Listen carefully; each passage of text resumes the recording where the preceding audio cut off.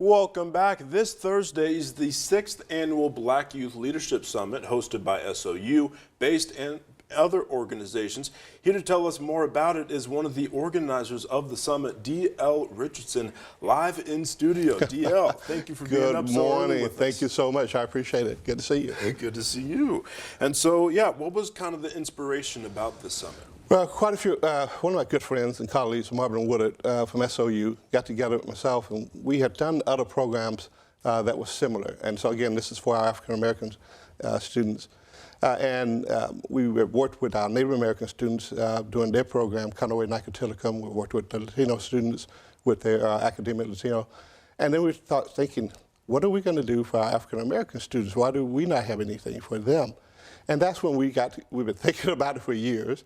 And when we finally came up with when we created our organization, Black Southern Oregon Alliance, which now is the oldest organization of its kind in the Valley, we decided we have to put on this type of summit for our students. And that's where it came from. And so many folks got behind us, being supportive of us, and making sure that this thing happened. And we're excited about it. Definitely. What all happens at this summit, and what are some of the goals? Well, the students get to come in. These are students coming from the different school districts from across Southern Oregon. And they are coming in to first be at SOU, get that college experience, have leadership courses, have courses on financial literacy, have courses on African American history, all these type of things, and then mainly share with one another, realize that they're not by themselves in this valley. So often our students feel like they're alone because there's not that many people who look like them in their schools. But when all of a sudden we have folks that come in and you see the number of people who reside here in Southern Oregon and love this area, our students finally start feeling safe. They feel like they're able to speak and let out what they've been feeling and how they've been feeling. Most definitely. That kind of is a perfect segue to my next question. How can Southern Oregon improve in terms of education and overall the progression of Southern Oregon? First of all, they should teach African American history. That's a problem that most of our districts have not gotten into. We'll teach parts, you know, we'll talk about Roosevelt, we'll talk about MLK, but what about everyone else who's been so important to American culture that are African American?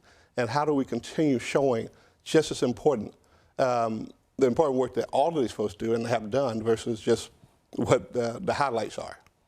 Definitely. And with it being February, what does Black History Month mean to you? Oh, it means everything. It validates my existence in this world. You know, I'm old enough, I won't tell you how old, but I'm old enough to remember when we had Black History Day, and that went to Black History Week, and that finally went to Black History Month. And I just think that the more we learn about how we are and what we are as a people, and the more people learn about what we are, different cultures, we can all come together and be even better than what we are. We need to come together and be better than what we are. What else? Last question before we wrap up. What are some other events going on this month and beyond? Oh, there's so many other groups. SOU itself is doing really great work with Black History Month. There's a couple of things going on through the libraries.